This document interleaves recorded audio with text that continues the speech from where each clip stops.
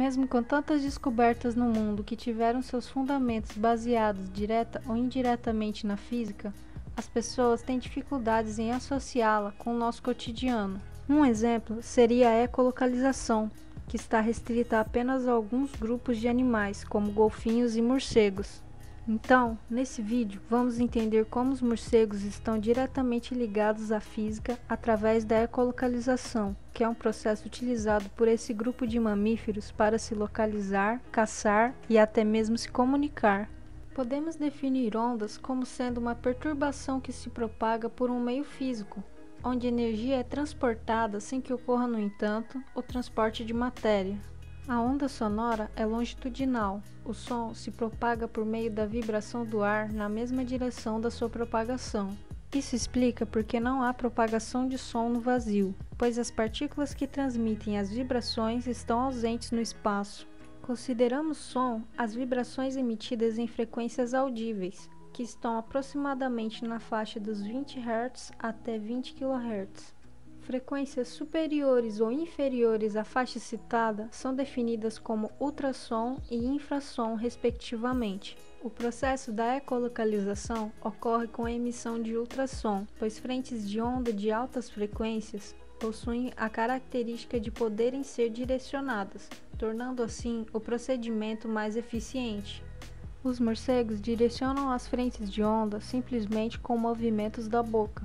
As frentes de onda geradas se deslocam pelo meio, atingindo o obstáculo a ser identificado, e retornam ao emissor, que simultaneamente processa as informações recebidas, identificando a posição do obstáculo.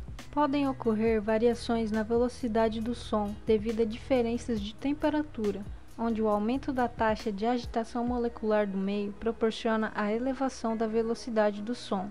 A conformação da orelha é projetada de forma a captar as ondas refletidas, na maioria dos animais com a cavidade voltada para frente, como se fossem duas parabólicas. O mecanismo da ecolocalização consiste em um conjunto de ações físicas que englobam definições de geração e recepção de ultrassom, reflexão de ondas sonoras, intensidade, altura, timbre, difração e efeito Doppler.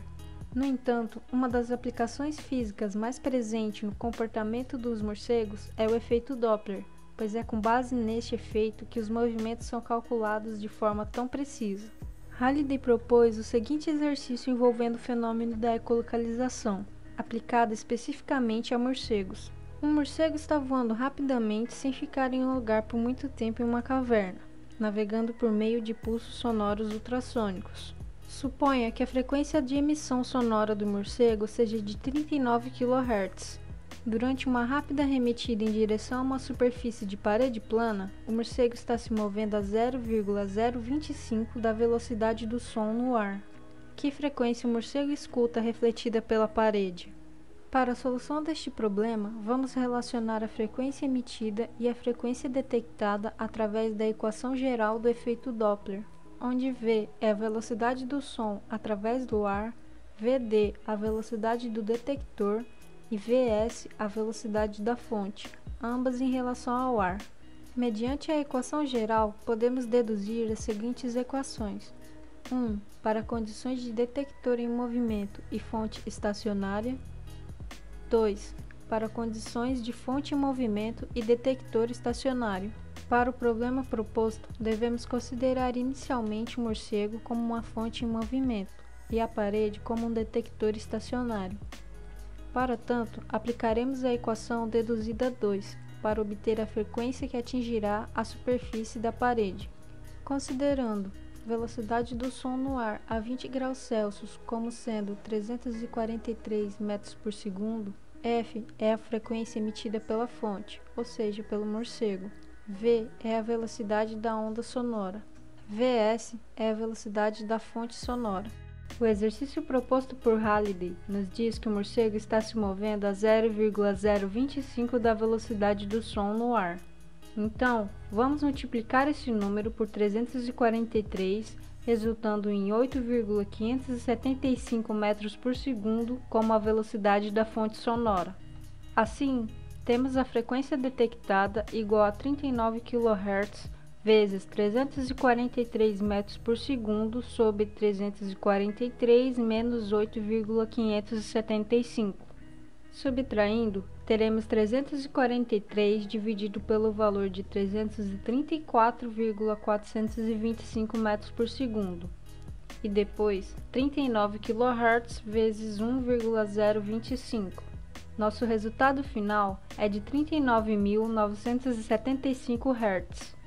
Consideremos agora a parede como fonte sonora em repouso, sem alterar a frequência das frentes de onda, e o morcego como detector em movimento, ambos se aproximando. Desta forma, vamos aplicar a equação deduzida 1, para sabermos qual é a frequência recebida pelo morcego, que é o que o problema nos propõe. F é a frequência emitida pela fonte, que nesse caso é a parede. V é a velocidade da onda sonora. Vd é a velocidade do detector. A frequência recebida pelo morcego é igual a 39.975 Hz por 343 mais aproximadamente 8,6 sobre 343 metros por segundo. Somando, temos 351 metros por segundo dividido por 343. 39 kHz vezes 1,025 é igual a aproximadamente 41 kHz. Mediante o cálculo anterior, fica comprovada a presença do efeito Doppler no processo de locomoção dos morcegos. Podemos observar que, como o morcego se aproxima da parede, ocorre um aumento na frequência recebida em relação à emitida.